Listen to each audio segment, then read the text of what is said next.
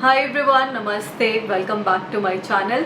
तो आज मैं वजाइनल हेल्थ के बारे में बात करने वाली हूँ and I don't want any creepy comments, क्योंकि फिर आपके घर पे पुलिस आएगी तो वो आपके पेरेंट्स को ठीक नहीं लगेगा। तो ऐसे घटिया कमेंट्स आप लोग मत करना, ठीक है। अब हम आते हैं वजाइनल हेल्थ पे। तो वल्वा हेल्थ में बोलूँगी क्योंकि वजाइना वहाँ पर होता है, यूरेथ्रा होता है, लेबिया होता है, क्लिट होता है, तो वो पूरे एरिया को वल्वा बोलते हैं। और मैंने काफ़ी सारे लोगों को देखा है कि इस पूरे एरिया के बारे में बताते हैं पर उसको वजाइना बोलते हैं।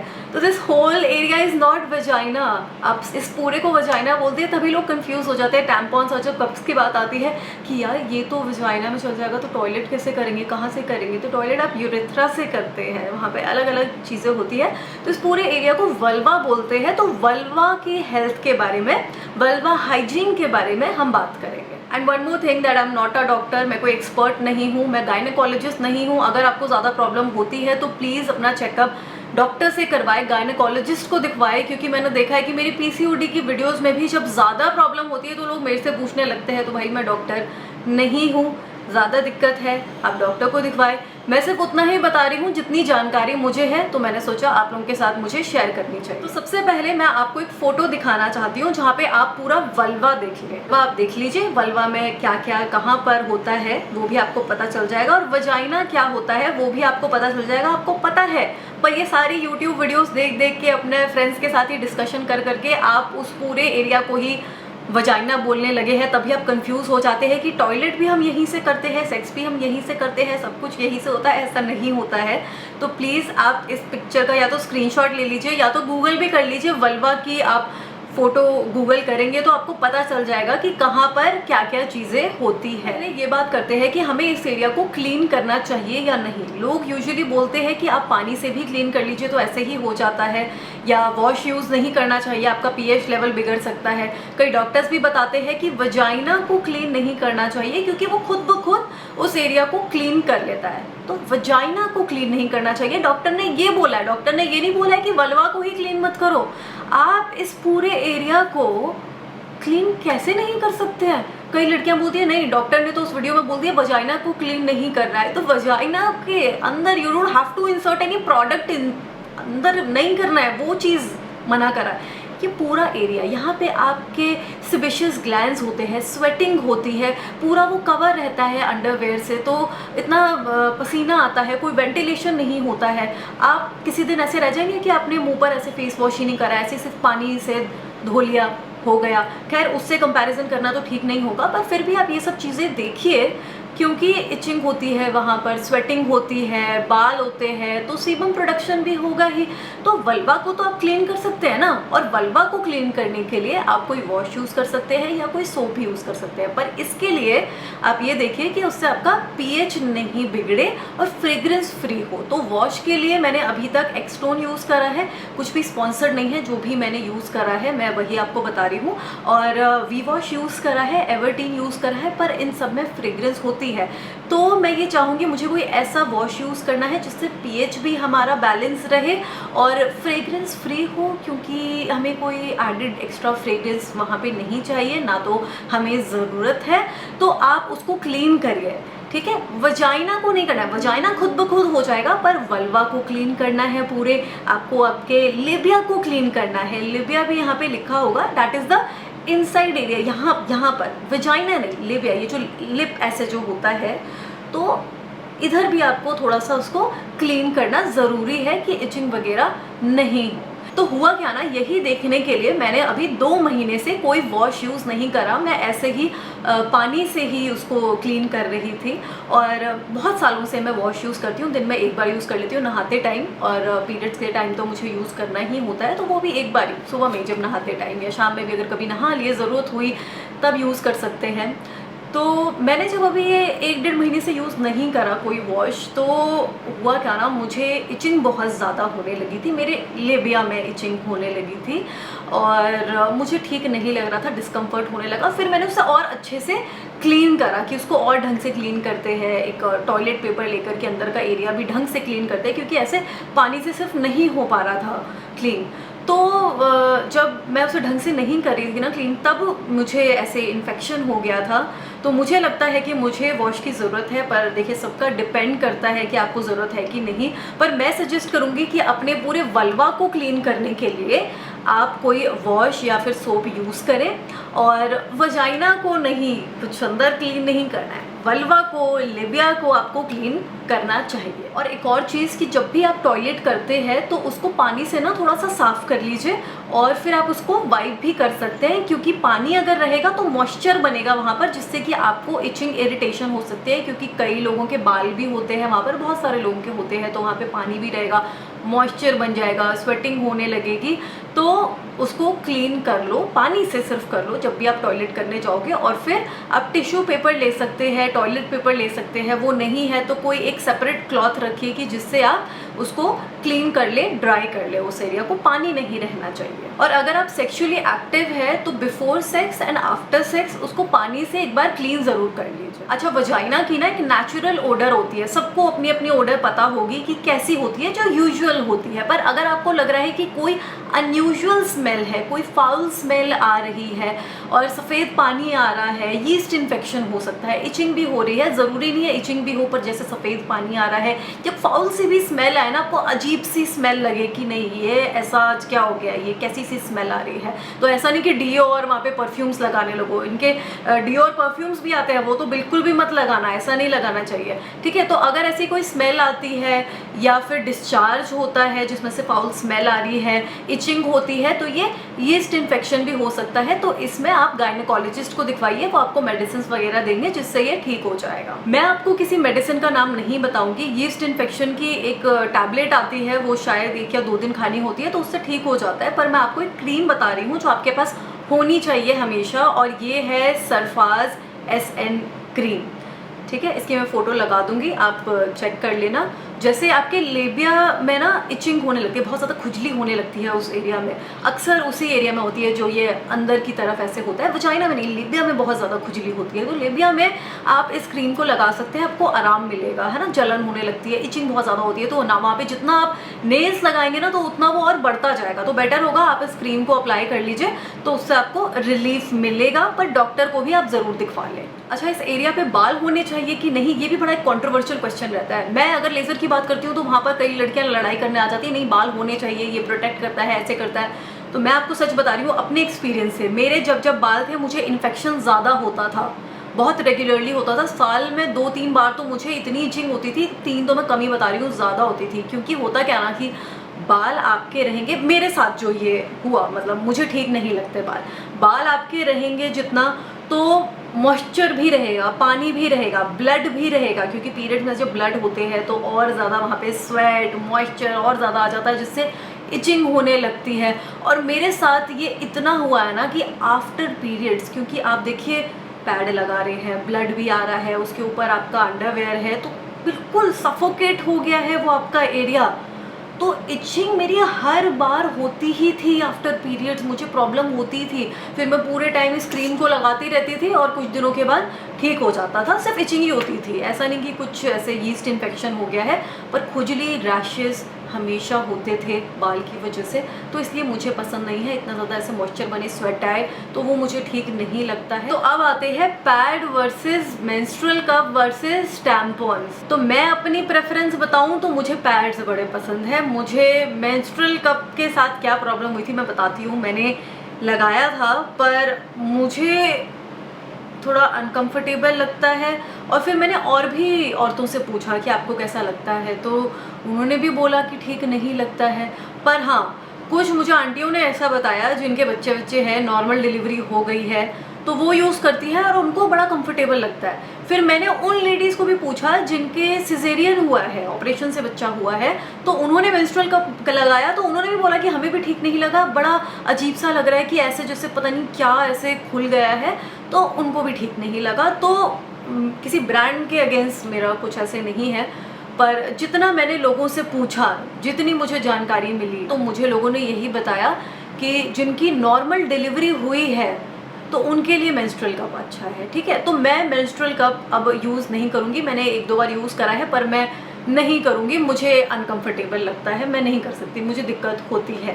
तो पैड्स मैं यूज़ करती हूँ और टैम्पॉन्स भी मैंने एक दो बार यूज़ करे हैं, but I don't like to use it more often और मेरे को ज़रूरत भी इतनी नहीं होती है। तो पैड्स के लिए मैं एक तो ये स्टे फ्री रखती हूँ, स्पॉन्सर्ड नहीं है। स्टे फ्री इसलिए क्योंकि ना ये कॉटन होता है, मैं निकालना नहीं चाह रही यार, ऐसे गंदा बंदा नहीं करना चाहती, तो खैर यहाँ ऐसे पकड़ लेती हूँ।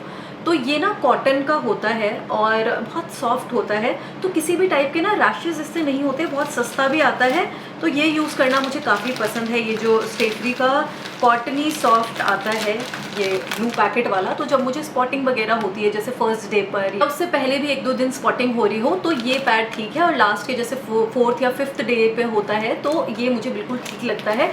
हैवी फ्लो हो रहा होता है ना, तो मुझे ये विस्पर का पिंक वाला जो आता है कॉटनी सॉफ्ट, ये भी आता है ना अल्ट्रा सॉफ्ट एयर फ्रेश, पर ये कॉटन वाला ही है मेरे ख्याल से, या ये अलग है। इसमें भी ना कॉटनी सॉफ्ट वाला आता है पिंक वाले में, ये शायद मैंने अलग ले लिया है क्या पता नहीं, पर इस पर कॉटनी सॉफ्ट मुझे कहीं पर दिख नहीं रहा है, पर पिंक वाला अच्छा होता है विस्पर का ना।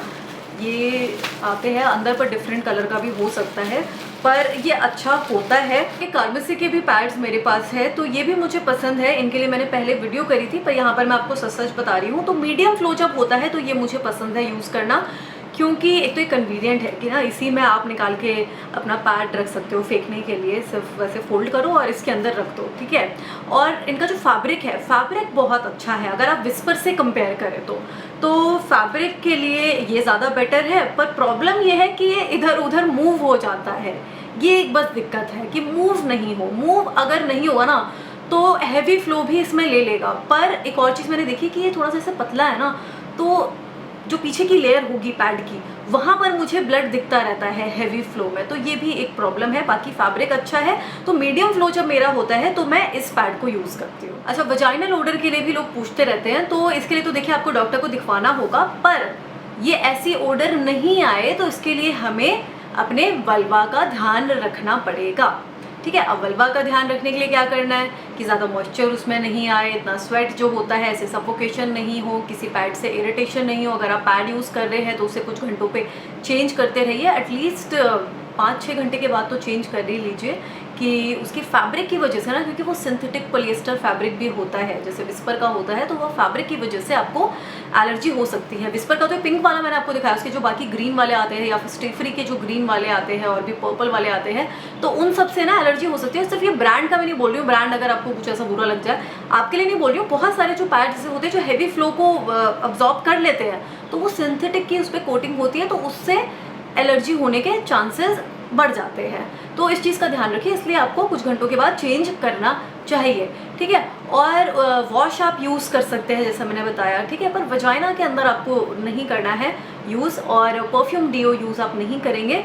पीएच लेवल भी आपको मेंटेन करके रखना है, वो भी अगर इम्बैलेंस हो जाता है तो उसकी वजह से भी ओडर आ जाती है। और फिर आपको मैंने बताया कि सीबम भी आता है, बाल है तो सीबम भी होंगे, स्वेट है तो सीबम भी होगा, तो उसके लिए तो आपको वॉश या कोई क्लेंजर यूज़ करना पड़ेगा ना, तो वो करिए आप यूज़, तो उससे आप ओडर वगैरह से बच सकते हैं। और अगर आपको अभी है ऐसी कोई प्रॉब्लम ओडर वगैरह की, या ईस्ट इन्फेक्शन हो रहा है, उधर से पानी आ रहा है, डिस्चार्ज हो रहा है, तो आप डॉक्टर को ही दिखवाइए। एक और बहुत ही ज़रूरी चीज़ मुझे आपको बतानी थी कि सर्विकल कैंसर की वैक्सीन्स आती है, इसके बारे में ज़्यादा लोगों को पता नहीं, जानकारी है कि नहीं।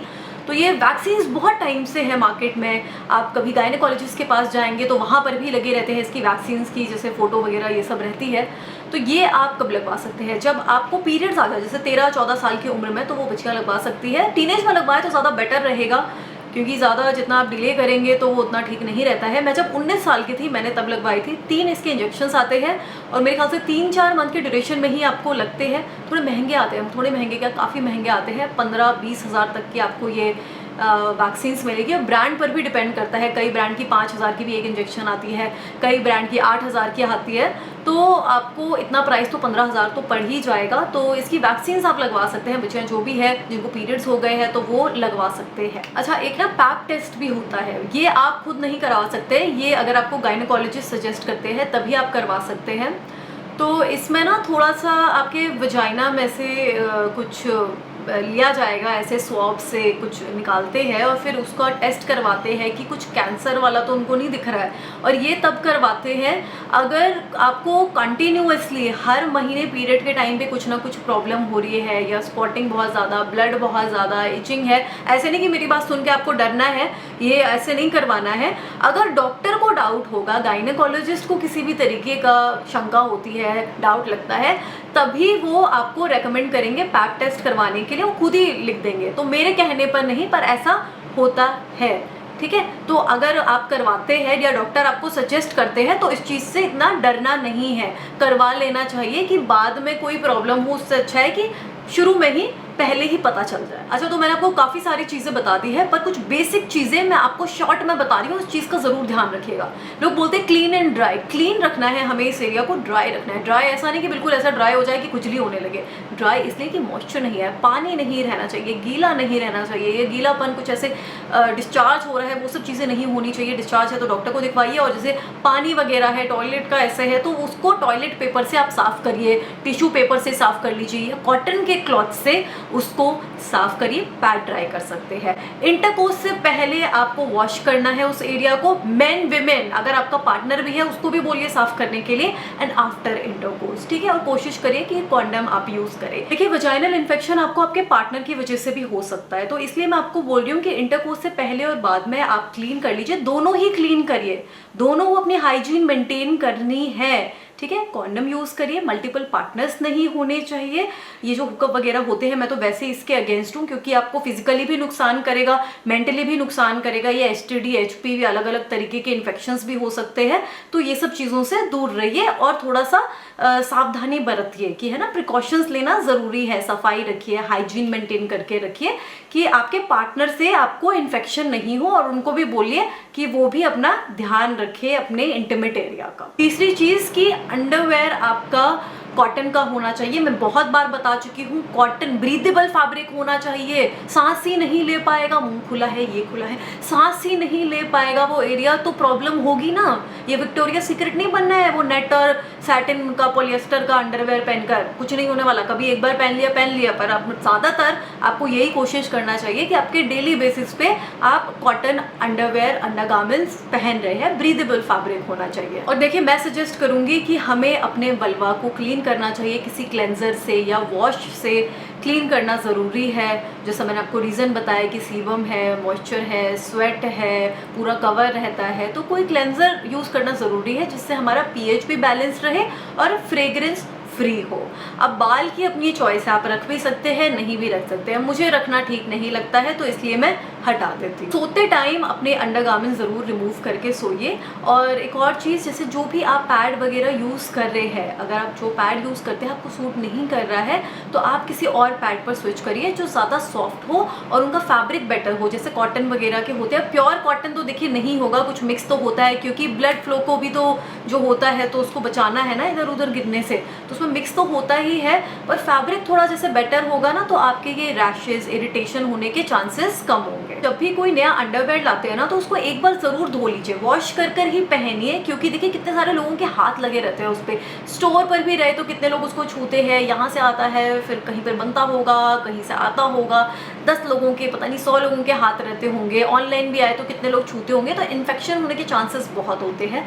तो धो कर ही अपने अंडरगारमेंट्स को पहनिए, ठीक है। और मैंने आपको वॉश के बारे में बताया कि फ्रेग्रेंस फ्री होना चाहिए, तो मैंने खुद कभी अभी तक फ्रेग्रेंस फ्री वॉश यूज़ करा नहीं है। मैंने एक्सटोन यूज़ करा है जो मुझे बहुत सूट करा था, मैंने वी वॉश यूज़ करा है तो मुझे वो भी बहुत ही ज़्यादा सूट करा था, तो ये दो तो मुझे अच्छे लगते हैं।